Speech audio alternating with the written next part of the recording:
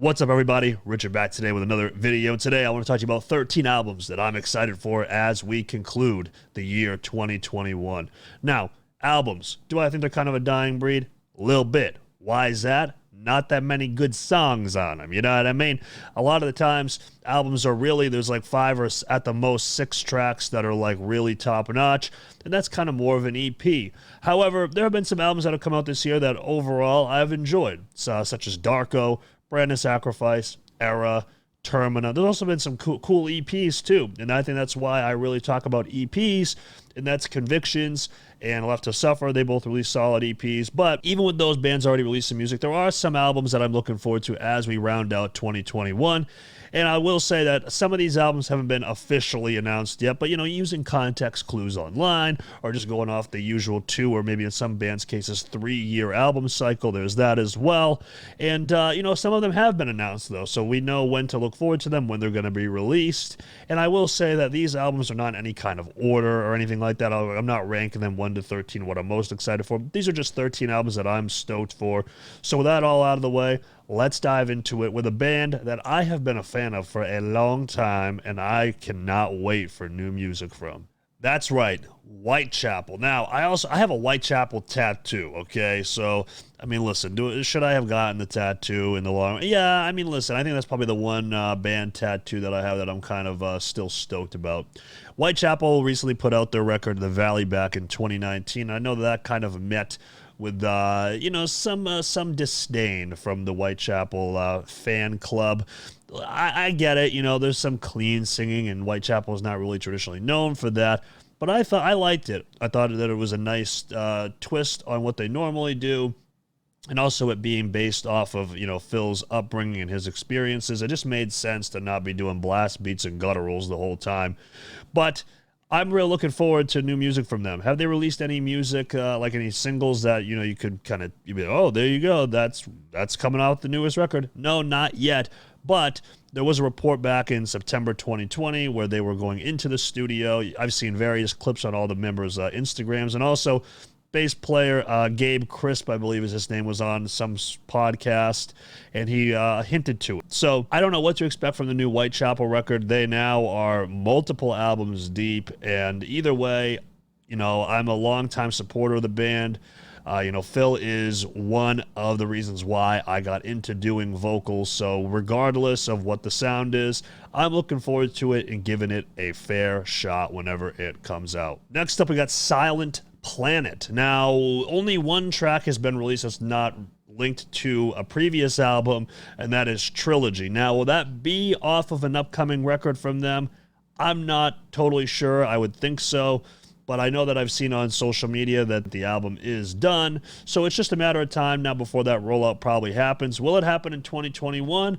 I'm hoping so. That's what will lead me to believe. Do I know for sure it's coming out in 2021? I do not. However, I am excited for some new Silent Planet. I think that especially, you know, with their last record, they really started to they kind of came out of that, like, they were very unique in their previous work before that, and it was kind of an acquired taste, and they kind of, I felt like, merged a little bit more accessibility with that, you know, uniqueness to them. And then Trilogy was just a straight up heavy banger of a track. So new Silent Planet in 2021, fingers crossed, hopefully, maybe, not sure, we'll see, maybe. Slaughter to Prevail, Costulum. At the time that this video comes out, the album will be just days away. It's actually coming out on August 13th. This has been announced. There's been 4 singles released off of this record so far. That includes Agony,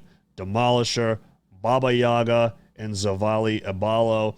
I've gone on record with ranking these singles before, but if I had to rank them, I think that number 4 for me is actually Demolisher. Number 3 would be Baba Yaga. Number 2, Agony. And number 1, Zavali Abalo. I really like the more groovy kind of stuff. I think Demolisher's cool. It has that, you know, that breakdown that took everybody by surprise, but didn't really have that re-listenability factor for me.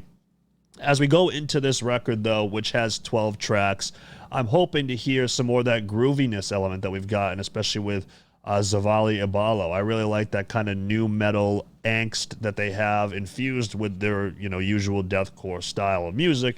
So I'm really, really excited for new Slaughter to Prevail in just a couple days at this point. And yes, I will be doing an album reaction on my Patreon, as I will with all these albums, because I'm excited for them. So that's natural. That's what's going to happen. So make sure you subscribe to my Patreon, okay? God damn it. The link's down below. Now, this wouldn't be an albums I'm excited for list without, yes, Spiritbox, the band that has taken over, rock and metal over the past, I don't even know how many months at this point, but ever since Holy Roller came out, their stock has risen infinitely, and rightfully so. I mean, Spiritbox has just put out great song after great song, including Holy Roller, like I just mentioned.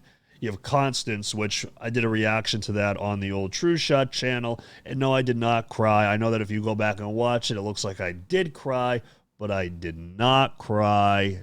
Didn't happen. You have Circle With Me, which is like a straight up just metalcore track with that call out at the beginning and straight into it. And then you have Secret Garden, which is a little bit more eclectic, with like that Tosin Abasi, that's cool. It's a more chill track, but I think it's really well executed. So Eternal Blue, coming out September 17th. This also has 12 tracks. I'm excited for it because I think, one, not only am I excited for the music, but I'm also excited to see what the next phase of the band is going to be. Does their stock rise? Does it kind of go in a straight line? Do people hate it? I highly doubt that's what's going to happen. But these are all things, these are all storylines and different threads that I'm looking forward to as we approach that September 17th release date. Will we get another single? I'm not sure. It's, quite a few weeks away from at the time of this recording on August 10th. About 4 weeks, so maybe we'll get that one last single right before the drop to kind of build up that hype even more, but we'll have to see. But either way, Spiritbox Eternal Blue is one that I think a lot of people, including myself, are excited for as we round out 2021. Coming into their fourth record, Wage War is that one band that I think a lot of people are... It's funny, right? I think that there's a lot of mixed opinions on these guys that I see online. However, their Spotify numbers, where I think they're close to 900,000 monthly listeners, says otherwise. Blueprints, their debut record, rock solid, really good metalcore. Deadweight, their follow-up sophomore record, was also sick. And then we got to Pressure, which I know has a lot of point of contention, but I think that there are a lot of really noteworthy tracks on that. They get the generic tag a lot. And, are there any, funky structures with their songs or weird time signatures or anything like that? No. But they do what I think is really accessible, good metalcore stuff. And they also have those more accessible tracks as well. You can think of Johnny Cash off of Deadweight, or, Pressure had a collection of those as well. But actually, at the time of this recording, they just released a single titled High Horse, which I'm assuming is the lead single off of the new record, and that was right back to that Stitch or The River feel. So very excited for what Wage War has to offer. I'm sure we're going to get a blend of tracks in terms of sonically, but either way, I'm really excited for LP4 from Wage War. LP4 from Wage War.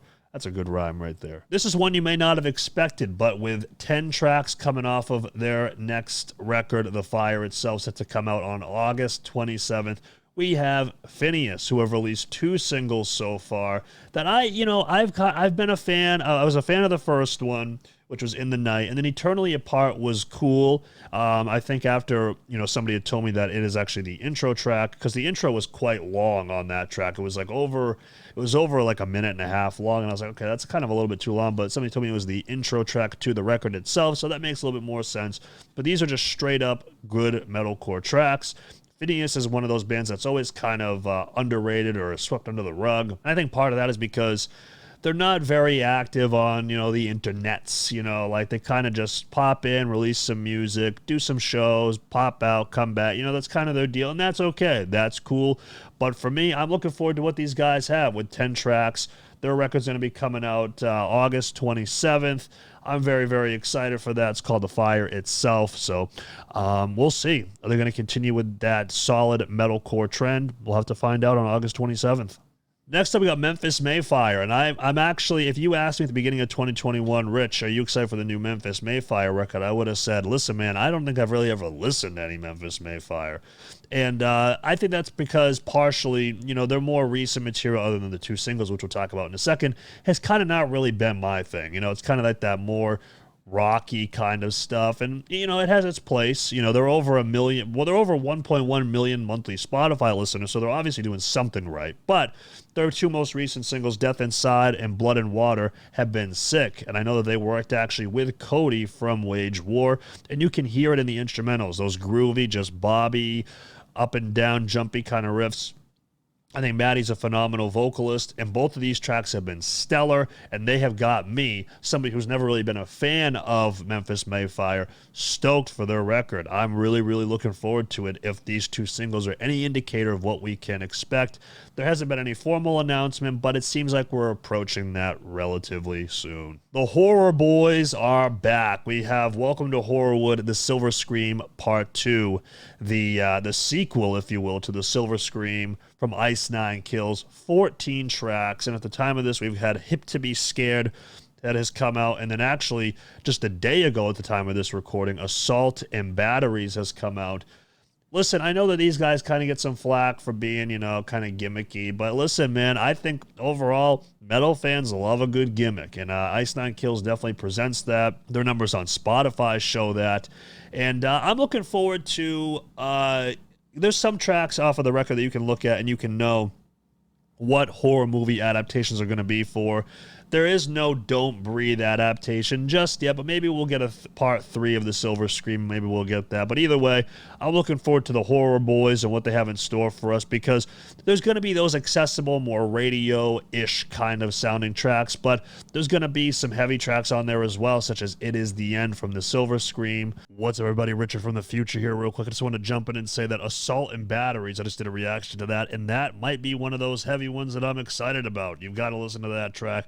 It is heavy. It goes hard. Listen to it. Back to me in the past. And I'm looking forward to those as well, because these guys can get the heavy done when they do it. Next, going to head on over to Paris, France. We got the Novelists here, okay? Tobias Risch, who used to be in the band Alaska, has joined the band as of their 3 most recent singles.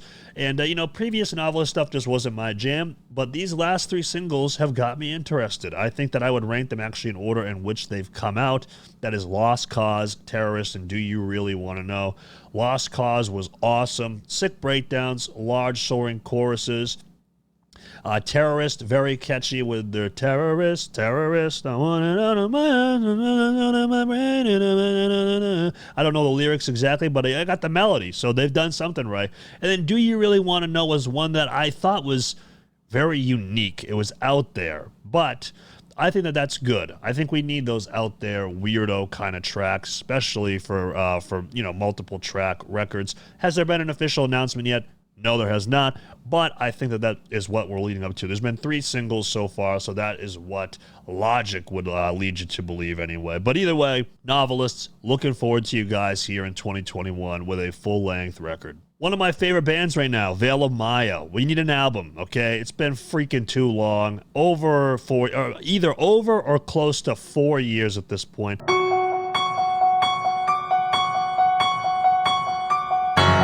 Well, let's get a move on here, fellas, okay? Yeah, we've had members only, we've had outsiders, and we've had Viscera, but enough's enough, okay? Let's release a goddamn record. I'm excited. Listen, I think Outsiders was awesome, Viscera was awesome, Members Only was my least favorite of the trio, but still a solid track. I don't know if Members Only would be part of that.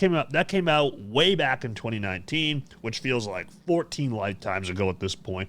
But Veil of Maya, if it doesn't come out this year, what the hell is going on, huh?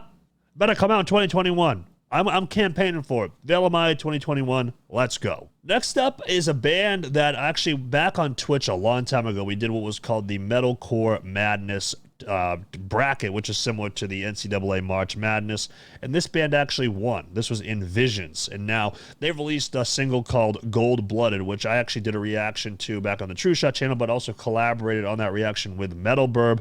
I was absolutely floored by that track. I thought it was so good. These guys really do like that that just super genty, heavy metalcore really, really well, but they also infuse those Attila rapping, fast-paced, rapid-fire vocals really, really well. And actually, at the time of this recording, yesterday, they announced that, their record was complete. So maybe we're going to get it in 2021. I really, really hope so. They said it was going out for vinyl pressing, so it sounds like that is upon us as we round out 2021 here. I'm hoping for, if I had to guess, if it's in 2021, I'd probably guess somewhere probably October or November, hopefully. I mean, I really hope so, because InVisions is that band that is like a big dark horse for me, that I think is a band that will also get a lot more recognition with this next record. If Gold Blooded is any indication of what we're going to get, and if you look at their past material, it seems like that's what we're going to get. I think that these guys kind of have their niche, their corner on the market, and they're going to stick to that, and rightfully so. It is sick music. So InVisions 2021, let's go. Sleep Token.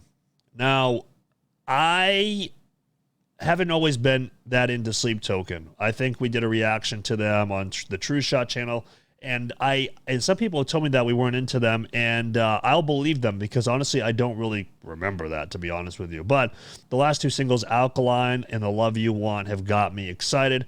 I think obviously Vessel has a great voice. I think that is a foregone conclusion at this point. But just the style of music that they offer in terms of those genty guitars with that, obviously Vessel's voice. And then you have like even the softer tracks that I think also really offer just something that's really different for this scene. It's a little bit more chill, but it's executed phenomenally. And we need some Sleep Token here in 2021. It seems like we're headed that way with two singles so close together, I should say. And so we'll be on the lookout for some new Sleep Token here as we round out 2021. And to round out this list are my guys in Carcosa. Now, these guys are what I've always called a refreshing deathcore. I think that a lot of deathcore is kind of but Carcosa is one of those bands that I believe is actually the future of the genre, alongside bands such as Darko and Brand of Sacrifice and others. But Carcosa is actually releasing their record Anthology on August 19th. There's been a number of songs that have technically come out, but, we have songs like Dissensus, and actually at the time of this recording, there's been a lot going on at the time of this. I feel like I've said that 10 times already, but their track Vermin will have, I believe, been released by the time that this video comes out, or at least the video will have been released on Slam Worldwide. But also you have like their Absent EP, which is technically part of this record, but there are redux tracks with featuring vocalists such as Taylor Barber, Ricky Hoover, Jake Wolf, Kyle Anderson. And that's also exciting as well. It's like kind of infusing the EP, but changing it up a little bit, adding some more tracks on there as well. So Carcosa 2021, I'm here for it, baby. Let's go. I need some more of that good deathcore stuff, because I want to get more into deathcore, but a lot of it's just kind of bland. And like I said, those bands that I listed, including Carcosa, are bands that keep me coming back to the genre. So there you guys have it. 13 albums that I'm looking forward to as we round out 2021 here. Let me know, are you guys looking forward to any of these? Are there any of these bands you've never heard of? I'm sure that, most of these bands you have heard of. But let me know what bands you're excited for. Is there anybody on this list that I didn't mention that I should also be on the lookout for? Let me know down in the comment section below. Thank you guys so much for watching, and I will see you in the next one. Like and subscribe. Peace.